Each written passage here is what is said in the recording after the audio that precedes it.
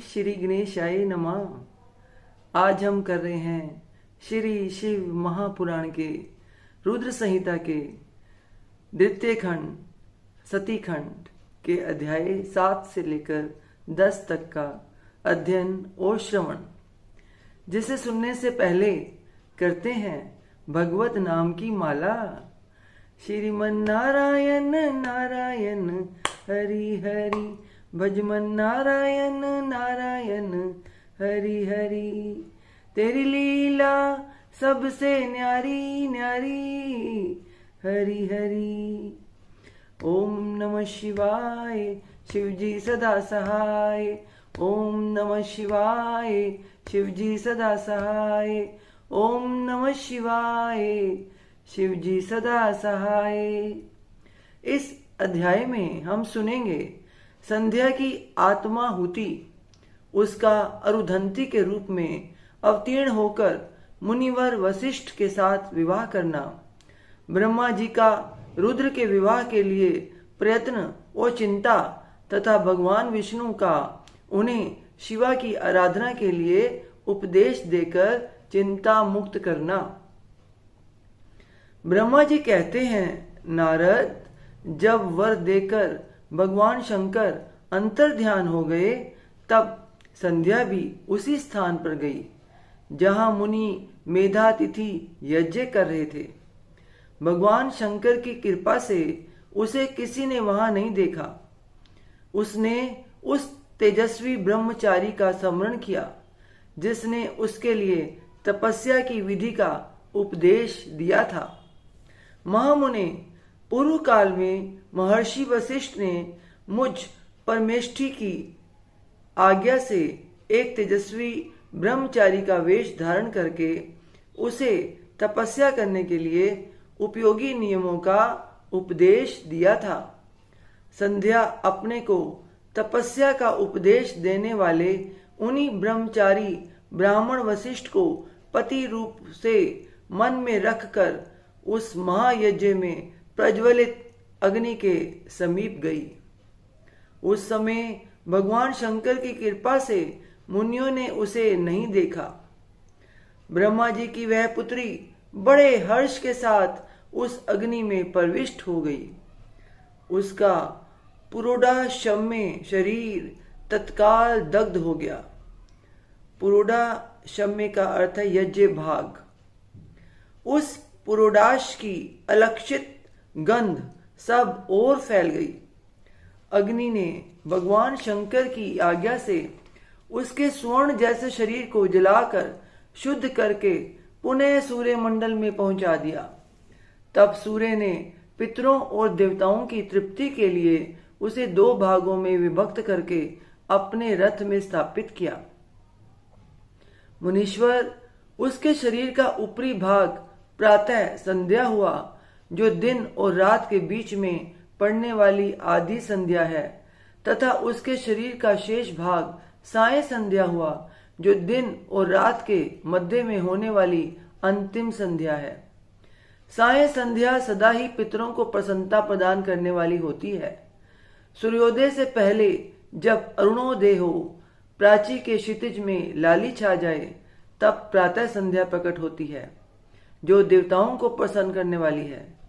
जब लाल कमल के समान सूर्य अस्त हो जाते हैं, उसी समय सदा साय संध्या का उदय होता है, जो पितरों को आनंद प्रदान करने वाली है।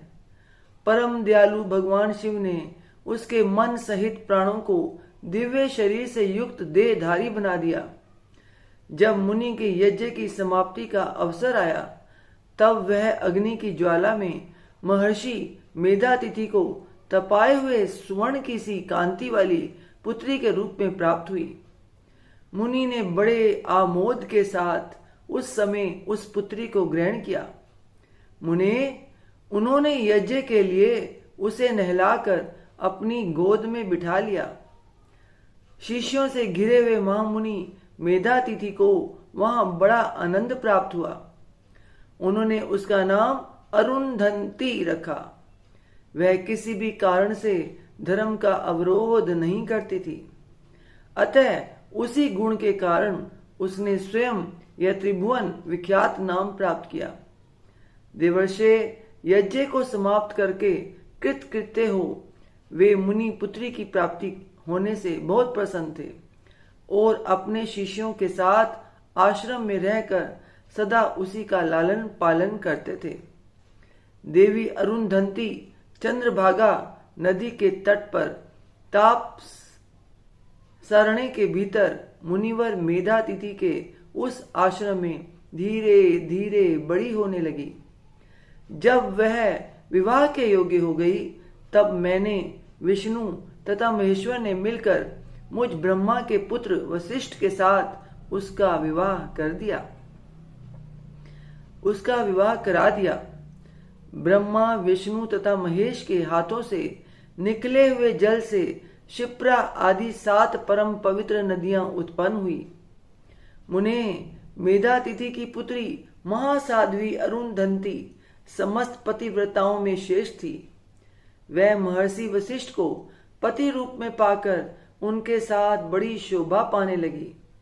उससे शक्ति आदि शुभ एवं श्रेष्ठ पुत्र उत्पन्न हुए। मुनि श्रेष्ठ वह प्रीतम पति वशिष्ठ को पाकर विशेष शोभा पाने लगी। मुनि शिरोमणे, इस प्रकार मैंने तुम्हारे समक्ष संध्या के पवित्र चरित्र का वर्णन किया है, जो समस्त कामनाओं के फलों को देने वाला परम पावन और दिव्य है। जो स्त्री या शुभ व्रत का आचरण करने वाला पुरुष इस प्रसंग को सुनता है वह संपूर्ण कामनाओं को प्राप्त कर लेता है। इसमें अन्यथा विचार करने की आवश्यकता नहीं है। प्रजापति ब्रह्मा जी की यह बात सुनकर नारद जी का मन प्रसन्न हो गया और वे इस प्रकार बोले। नारद जी ने कहा, ब्रह्मन, आपने अरुंधति की तथा पूर्व जन्म में उसकी स्वरूप भूता संध्या की बड़ी उत्तम दिव्य कथा सुनाई है, जो शिव भक्ति की वृद्धि करने वाली है। धर्मज्ञ, अब आप भगवान शिव के उस परम पवित्र चरित्र का वर्णन कीजिए, जो दूसरों के पापों का विनाश करने वाला उत्तम एवं मंगलदायक है। जब कामदेव रति से विवाह करके हर्ष पूर्वक चला गया, दक्ष आदि अन्य मुनि भी जब अपने अपने स्थान को पधारे और जब संध्या तपस्या करने के लिए चली गई, उसके बाद वहां क्या हुआ? ब्रह्मा जी ने कहा, विप्रवर नारद, तुम धन्य हो, भगवान शिव के सेवक हो। अतः शिव की लीला से युक्त जो उनका शुभ चरित्र है उसे भक्ति पूर्वक सुनो।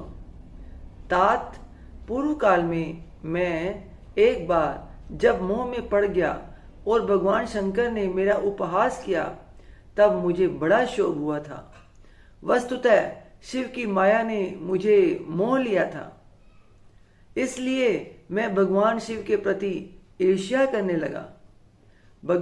किस प्रकार सो बताता हूं, सुनो। मैं उस स्थान पर गया जहां दक्ष राज मुनि उपस्थित थे। वहीं रति के साथ कामदेव भी था। नारद, उस समय मैंने बड़ी प्रसन्नता के साथ दक्ष तथा दूसरे पुत्रों को संबोधित करके वार्तालाप आरंभ किया। उस वार्तालाप के समय मैं शिव की माया से पूर्णतः मोहित था। अतः मैंने कहा, पुत्रों, तुम्हें ऐसा प्रयत्न करना चाहिए जिससे महादेव जी किसी कमनीय कांति वाली स्त्री का पाणी ग्रहण करें। इसके बाद मैंने भगवान शिव को मोहित करने का भार रति सहित कामदेव को सौंपा। कामदेव ने मेरी आज्ञा मानकर कहा, प्रभो, सुंदरी स्त्री ही मेरा अस्त्र है, अतः शिवजी को मोहित करने के लिए किसी नारी की सृष्टि कीजिए। यह सुनकर मैं चिंता में पड़ गया और लंबी सांस खींचने लगा। क्या करूं? मेरे उस निश्वास से राशि राशि पुष्पों से विभूषित वसंत का प्रादुर्भाव हुआ। वसंत और मलयानिल ये दोनों मदन के सहायक हुए। इनके साथ जाकर कामदेव ने वामदेव को मोहने की बारंबार चेष्टा की, परंतु उसे सफलता नहीं ना मिली। जब वह निराश होकर लौट आया तब उसकी बात सुनकर मुझे बड़ा दुख हुआ। उस समय मेरे मुख से जो निश्वास वायु चली उससे मार गणों की उत्पत्ति हुई। उन्हें मदन की सहायता के लिए आदेश देकर मैंने पुनः उन सबको शिवजी के पास भेजा, परंतु महान प्रयत्न करने पर भी वे भगवान शिव को मोह में ना डाल सके। काम सब परिवार लौट आया और मुझे प्रणाम करके अपने स्थान को चला गया। उसके चले जाने पर मैं मन ही मन सोचने लगा कि निर्विकार तथा मन को वश में रखने वाले योग परायण भगवान शंकर किसी स्त्री को अपनी सहधर्मिणी बनाना कैसे स्वीकार करेंगे। यही सोचते सोचते मैंने भक्ति भाव से उन भगवान श्री हरि का स्मरण किया, जो साक्षात शिव स्वरूप तथा मेरे शरीर के जन्मदाता हैं। मैंने दीन वचनों से युक्त शुभ स्तोत्रों द्वारा उनकी स्तुति की। उस स्तुति को सुनकर भगवान शीघ्र ही मेरे सामने प्रकट हो गए। उनके चार भुजाएं शोभा पाती थी, नेत्र प्रफुल्ल कमल के समान सुंदर थे। उन्होंने हाथों में शंख, चक्र, गदा और पद्म ले रखे थे। उनके श्याम शरीर पर पीतांबर की बड़ी शोभा हो रही थी। वे भगवान श्री हरि भक्त प्रिय हैं, अपने भक्त उन्हें बहुत प्यारे हैं। सबके उत्तम शरणदाता उन श्री हरि को उस रूप में देखकर मेरे नेत्रों से प्रेमार्षों की धारा बह चली और मैं गदगद कंठ से बारंबार उनकी स्तुति करने लगा। मेरे उस स्तोत्र को सुनकर अपने भक्तों के दुख दूर करने वाले भगवान विष्णु बहुत प्रसन्न हुए और शरण में आए हुए मुझ ब्रह्मा से बोले, महाप्राज्य विधाता है, लोक सृष्टा ब्राह्मण, तुम धन्य हो। बताओ तुमने किस लिए आज मेरा स्मरण किया है और किस निमित्त से यह स्तुति की जा रही है। तुम पर कौन सा महान दुख आ पड़ा है, उसे मेरे सामने इस समय कहो। मैं वह सारा दुख मिटा दूंगा। इस विषय में कोई संदेह या अन्यथा विचार नहीं करना चाहिए। तब ब्रह्मा जी ने सारा प्रसंग सुनाकर कहा, केशव, यदि भगवान शिव किसी तरह पत्नी को ग्रहण कर लें तो मैं सुखी हो जाऊंगा। मेरे अंतःकरण का सारा दुख दूर हो जाएगा। इसी के लिए मैं आपकी शरण आया हूं। मेरी यह बात सुनकर भगवान मधुसूदन हंस पड़े और मुझ लोक सृष्टा ब्रह्म का हर्ष बढ़ाते हुए मुझसे शीघ्र ही यूं बोले, विधाता, तुम मेरा वचन सुनो। यह तुम्हारे भ्रम का निवारण करने वाला है। मेरा वचन ही वेद शास्त्र आदि का वास्तविक सिद्धांत है। शिव ही सबके कर्ता, भर्ता, पालक और हर्ता, संहारक हैं।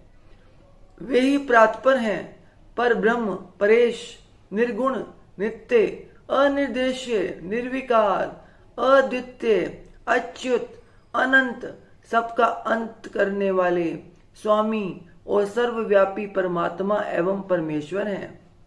सृष्टि, पालन और संहार के कर्ता, तीनों गुणों को आश्रय देने वाले व्यापक ब्रह्मा, विष्णु और महेश नाम से प्रसिद्ध रजगुण, सत्वगुण तथा तमोगुण से परे, माया से ही भेद युक्त प्रतीत होने वाले, निरीह, माया रहित, माया के स्वामी या प्रेरक, चतुर, सगुण, स्वतंत्र, आत्मानंद स्वरूप, निर्विकल्प, आत्मा राम, निर्द्वंदा, भक्त परवश, सुंदर विग्रह से सुशोभित योगी, नित्य योग परायण, योग मार्गदर्शक, गर्वहारी, लोकेश्वर और सदा दीन वत्सल हैं। तुम उन्हीं की शरण में जाओ। सर्वात्मना शंभु का भजन करो, इससे संतुष्ट होकर वे तुम्हारा कल्याण करेंगे। ब्राह्मण, यदि तुम्हारे मन में यह विचार हो कि शंकर पत्नी का पाणी ग्रहण करें तो शिवा को प्रसन्न करने के उद्देश्य से शिव का स्मरण करते हुए उत्तम तपस्या करो। अपने उस मनोरथ को हृदय में रखते हुए देवी शिवा का ध्यान करो। वे देवेश्वरी यदि प्रसन्न हो जाएं तो सारा कार्य सिद्ध कर देंगी। यदि शिवा सगुण रूप से अवतार ग्रहण करके लोक में किसी की पुत्री हो, मानव शरीर ग्रहण करें, तो वे निश्चय ही महादेव जी की पत्नी हो सकती हैं। ब्राह्मण, तुम दक्ष को आज्ञा दो, वे भगवान शिव के लिए पत्नी का उत्पादन करने के निमित्त स्वतः भक्ति भाव से प्रयत्न पूर्वक तपस्या करें। तात, शिवा और शिव दोनों को भक्त के अधीन जानना चाहिए। वे निर्गुण पर ब्रह्म स्वरूप होते हुए भी स्वेच्छा से सगुण हो जाते हैं। विधेय, भगवान शिव की इच्छा से प्रकट हुए हम दोनों ने जब उनसे प्रार्थना की थी, तब पूर्व काल में भगवान शंकर ने जो बात कही थी उसे याद करो।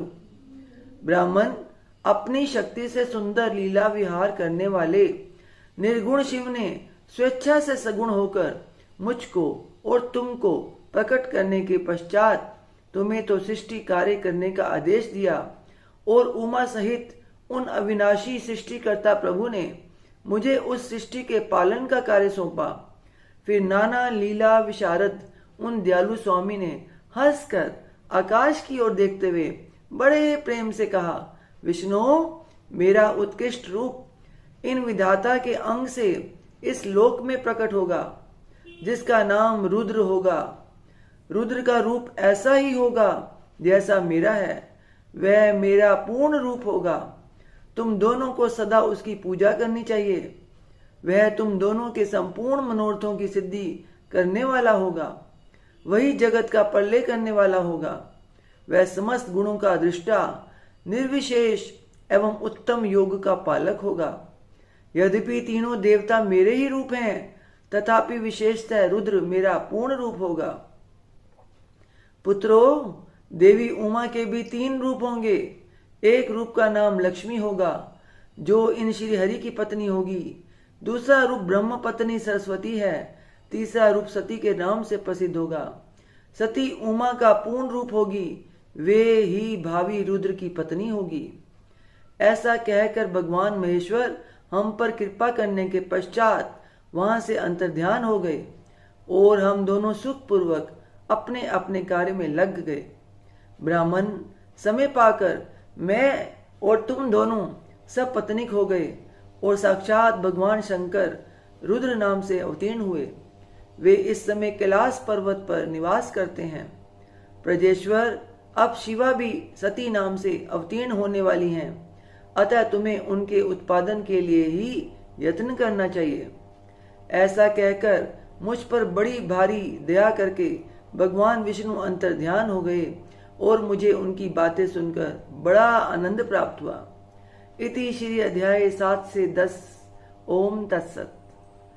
श्रीमन नारायण नारायण हरि हरि, भजमन नारायण नारायण हरि हरि। तेरी लीला सबसे न्यारी न्यारी, हरि हरि।